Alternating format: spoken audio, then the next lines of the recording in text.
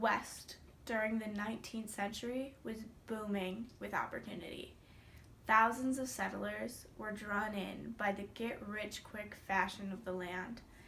Through mining oil and gold and the production of the railroad, those settlers, some successful, some not, didn't account for a long-term stay. The unfavorable farming conditions, due to the arid land, made it difficult to sustain life, coining the land the Great American Desert. How's your mining going? My mining's going really well. Well, how long have you even been here? Me and my friends just got here yesterday, and we already established the town of Denver. What? You built these hotels, general stores, saloons, and houses all overnight? Yep, I sure did. And you already know its future name? Many gold rushers resulted in boomtowns popping up.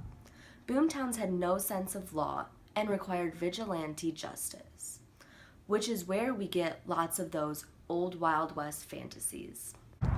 Y'all, I'm this here sheriff in town. No, I'm this here town sheriff. Well, there's only room for one of us. Go! Many of these famous mining towns would be abandoned after all the ore was mined because of the lack of industry to support the local economy. They were often called ghost towns when this happened. Good farmland in the West is hard to come by. The land was arid and it had to bear through several weather changes. In the summer, the prairies could catch on fire, and it also would bring insects that would eat the crops. Winters were filled with cold wind and rain that would flood the homes.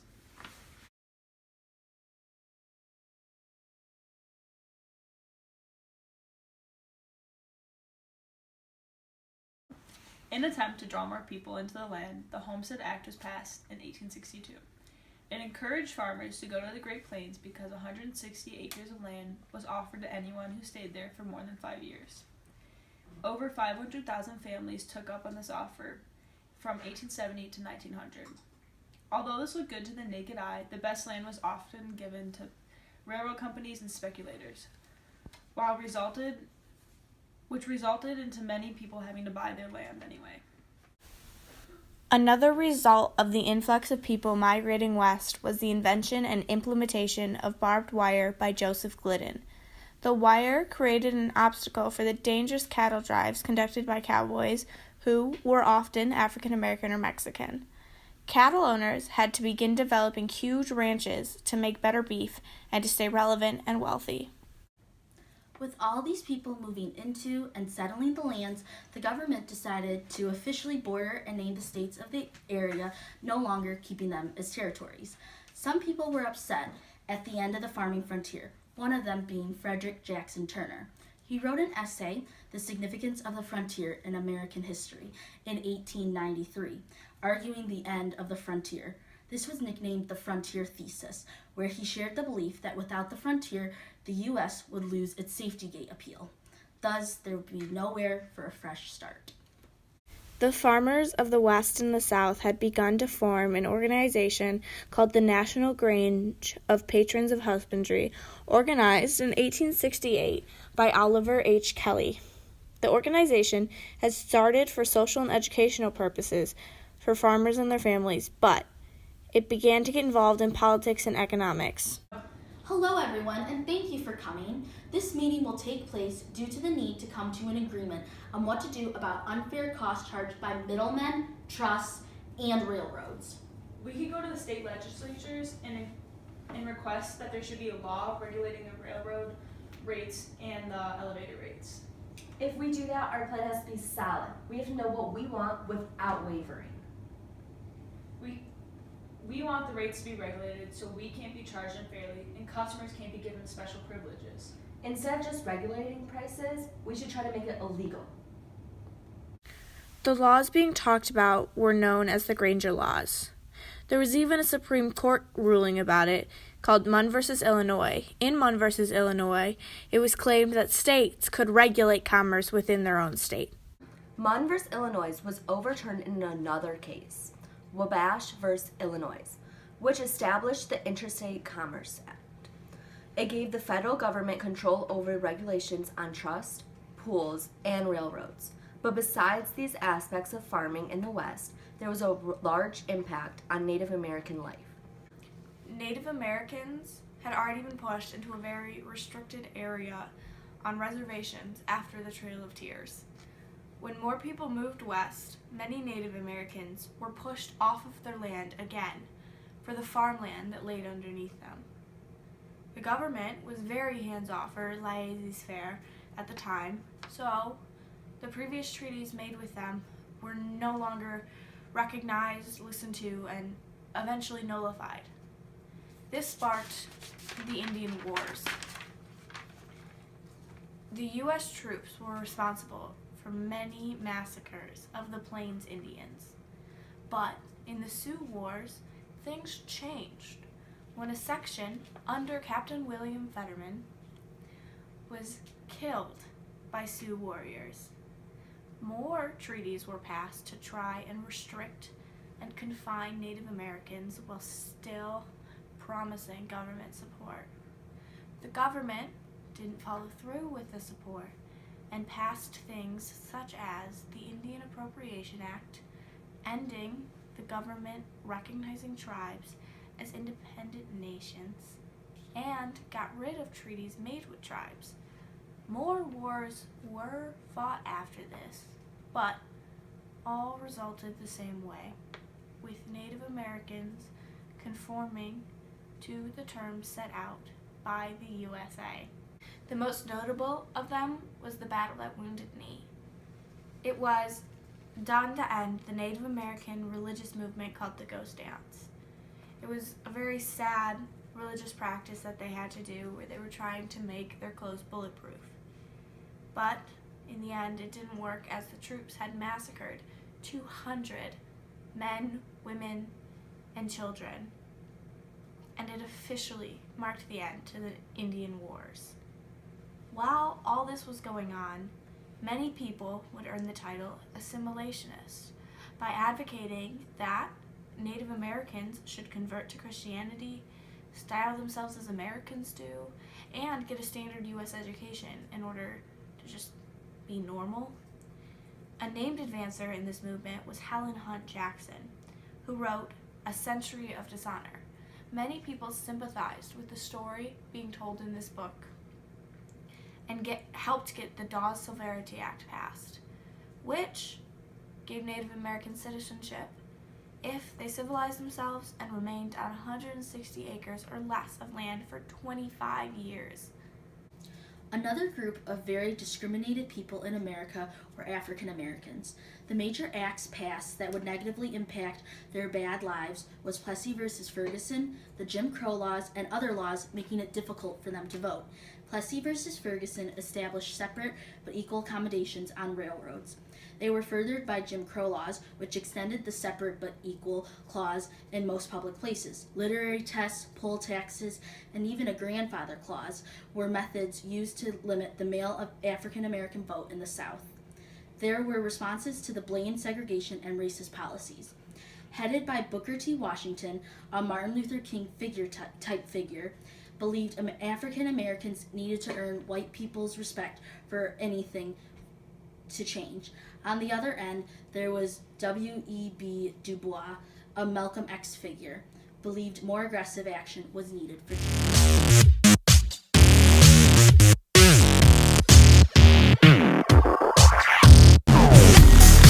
While the West was booming, so was city life and immigration. Immigrants came from all over and quickly filled up city streets. New ways of housing appeared and new ways of life had to be adapted to. The rich and poor had a very visible gap as housing spread to accommodate everyone. In addition, reform movements started to pick up post-Civil War, and more levels of education began to pop up. Time for leisure activities were multiplied as urbanization began to spread and change the U.S. Near the end of the 19th century, immigration was flourishing. People from all over, mostly Europeans, came flooding in on the promise of the American dream. They wished to live free and opportunist lives. European was overcrowded, politically overbearing, and many couldn't practice their religion freely, which is a constitutional right for them in America. Old immigrants were from the British Isles, Germany, and Scandinavia. For the most part, they were Protestant or Irish or German Catholics. They were high in literacy and were able to find jobs generally pretty easy. New immigrants came mostly through Ellis Island. They were not very skilled and were not very literate.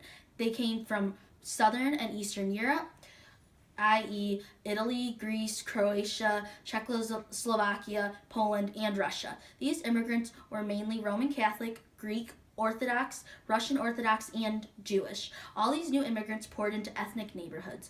Some Irish and German immigrants continued to come through Ellis Island.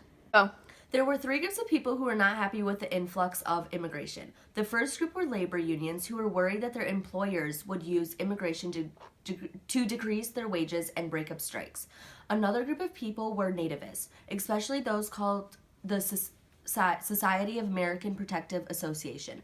There were discriminatory against Roman Catholics. The last group of people were who believed in social Darwinism. They believed English and Germanic stocks were biologically superior to the incoming immigrants. The first act that was passed based solely on race was the Chinese Exclusion Act of 1882. This act was put in place by banning new immigrants from China. Ellis Island was the main immigration center. However, the immigrants had to pass specific medical exams and pay a tax before they could enter the U.S. Once the immigrants gained citizenship, they moved into ethnic neighborhoods that would fill crammed tenant houses that could fit 4,000 people into one small city block. The conditions were almost unlivable, so the government had to take some action. They would pass laws that called for required windows and ventilation systems to be installed. Many contractors and landlords would build the cheapest possible ones, but they worked nonetheless. Still, with these improvements, these crammed buildings prompted so much spread of death and disease. Many immigrants would clump together with those of the same nationalities, and it would create ethnic enclaves. They would include churches, social clubs, and were able to maintain their culture. Some immigrants lived in settlement houses. People in the settlement homes were offered social services, or aid in helping reduce their poverty. One of the most popular homes was a whole house home in Chicago. The trial was started by Jane Addams. Her and others would teach immigrants English and arts in hope of them moving farther in the world. The houses were run by volunteers and would be considered social workers by today's standards. Others would go to the help with reform movements and get laws passed, especially during President Franklin Roosevelt's presidency. My friends and I, we just moved to the suburbs a little bit ago. We were able to move here for multiple reasons. For one, I'm rich. For two, I'm rich. For three, there was a lot of land that my husband and I were able to afford at a very low cost. But with our rich money. For four, it was very inexpensive to travel by the railroads here. So we saved a lot of money and were able to, be rich and afford this house, right? For six, although I'm not advocating racism, I'm white and there is a lot of racial prejudice going on right now. For seven, I just wanted a house of my own without being attached to anyone. Another major thing that happened at the time were political machines. Political machines were where political parties in the city were under the command of groups of politicians. Now, each machine had the top politician that was the boss, who would give out orders to help rank and give out government jobs to their loyal supporters. Some machines were helpful by collaborating the need for business, immigrants, and unprivileged.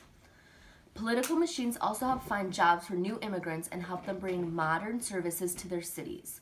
However, some machines would be greedy and corrupt, such as Boss Tweed.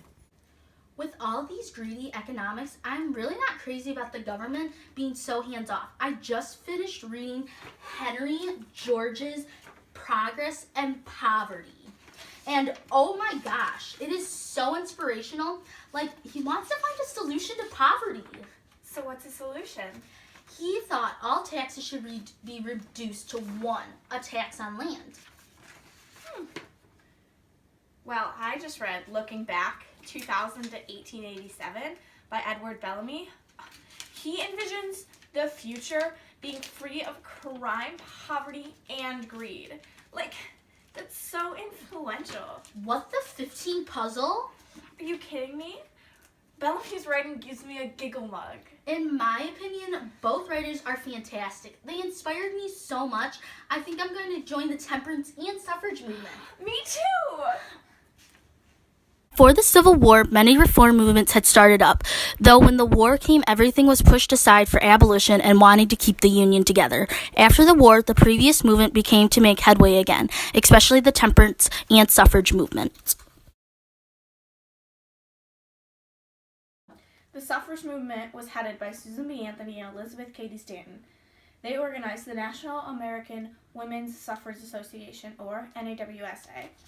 They were both instrumental in keeping it alive and recruiting young girls and, at times, boys to help forward the movement. Susan B. Anthony also managed to get a newspaper up and running to talk about the issues and ideas of change they were advocating for. Their hard work did pay off by 1920 when the right to vote was made a constitutional amendment.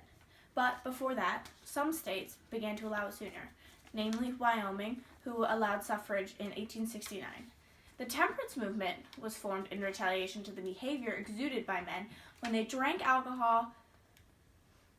The foundation it did its work through was called the Women's Christian Temperance Union. It also had extensions of it. One, importantly, the Anti-Saloon League played a major political powerhouse role.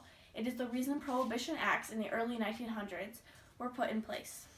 Another Christian thing was the social gospel, which was to apply Christian ideals to everyday social issues. You got to remember your faith, dollface. You need to remember that poor people deserve love too. I try, Mama. I try to give everyone an opportunity. You need to remember Walter Rauschenbusch. All the work he did, surrounded by poverty, to write books, to encourage all religions to help. All right, Mama. I'll remember. I'll never forget your teachings of the social gospel. She was only preaching to her one daughter because families had started to downsize, have less children. The families no longer needed more kids to help on farms, and it ended up costing more money to have large families in the city. There were so many people living in the city. To be able to go anywhere and get good jobs, they needed a good education, which schools had begun to offer. Kids still learned the 3 R's, reading, writing, and arithmetic. There were new laws that made children go to school, and the literacy rate went up to 90% in 1900. New colleges were built because there were land-grant colleges that established under the Morrill Acts. Some universities were founded from wealthy people, and there were new colleges for women.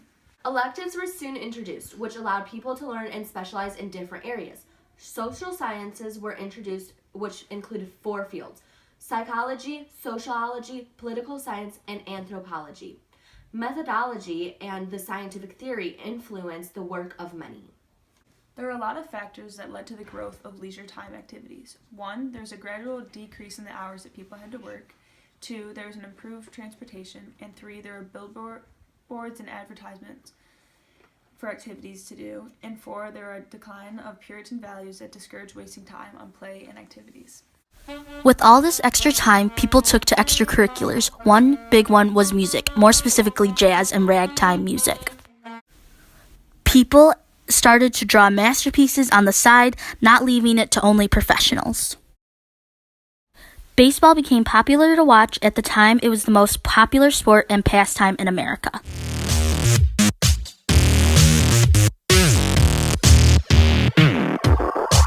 During the Gilded Age, politics were a wild game. The presidents had earned the title of the Forgotten Presidents, as they had allowed big businesses to gain control of the government. The most successful third party ever also appeared at this time. It was called the Populist Party, or the People's Party. It managed to put up a good fight, using some crazy campaign strategies, and had a solid platform. The party was kind of the front for all of the changes to America that the workers wanted, which included changes to civil service requirements, currency, and tariffs. So, you're for the job? Yep, So, where did you get your training for the job? I didn't. The boss is a Republican, though. And what does that have to do with it? Well, I'm a Republican, and doesn't the boss want someone from their own party? But I'm a more qualified Democrat. Doesn't matter, you're not going to get the job. Hi, I'm the new government official. I remember you. What do you mean? You're the unqualified one. This is rigged. But I was in the party, so it doesn't even matter. God, I'm so sick and tired of how unfair being elected into the government is. The People's Party?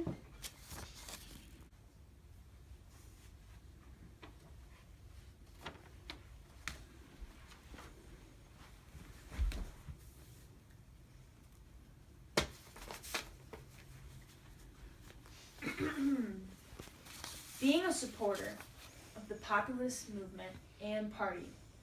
What does that mean, you ask? Well, it means you support direct election of senators. Yeah! Woo! Yes!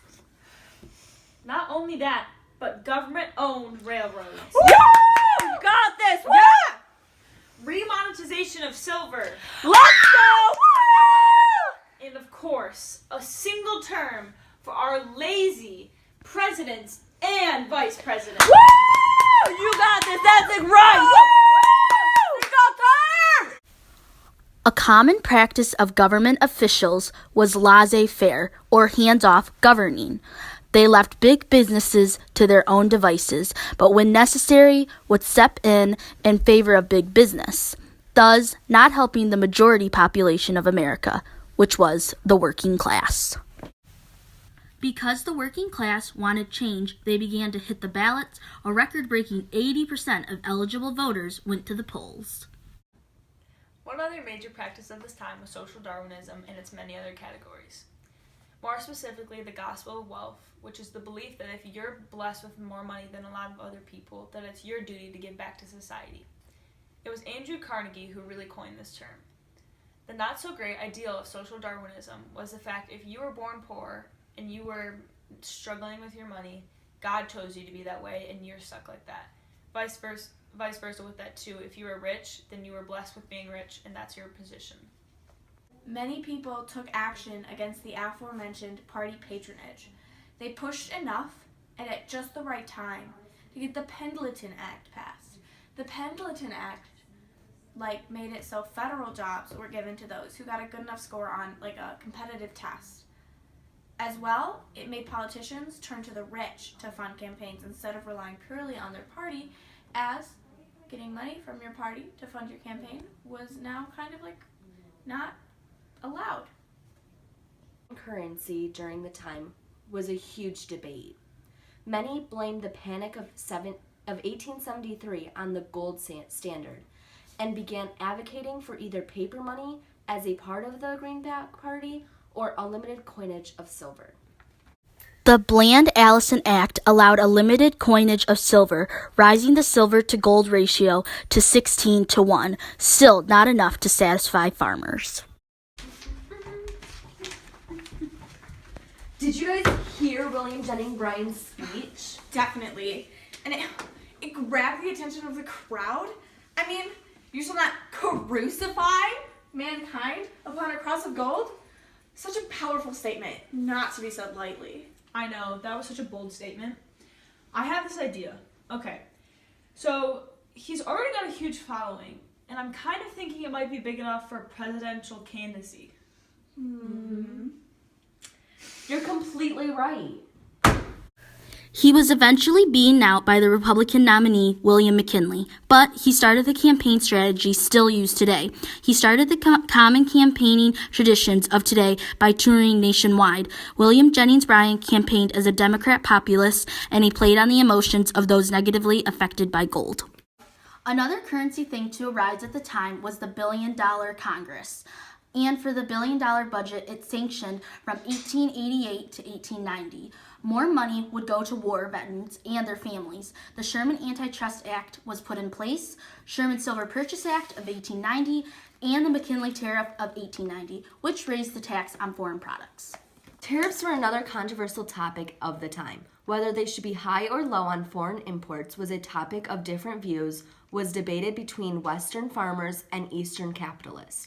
To protect U.S. industry during the Civil War, Congress had to raise tariffs.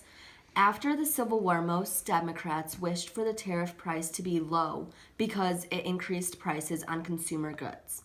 And foreign nations would raise taxes on farms products, causing American farmers to lose overseas profit, which led to the inflation of corn and wheat. The Panic of 1893 was one of the worst financial downfalls during this time period. It was caused by too many railroads being built, making them bankrupt, and the stock market crashed. It lasted for up to 4 years, causing 20% of our people to become unemployed. Many farms were foreclosed, and people started depending heavily on soup kitchens. Homelessness, poverty, and strikes all increased, and President Cleveland did nothing to help during this time.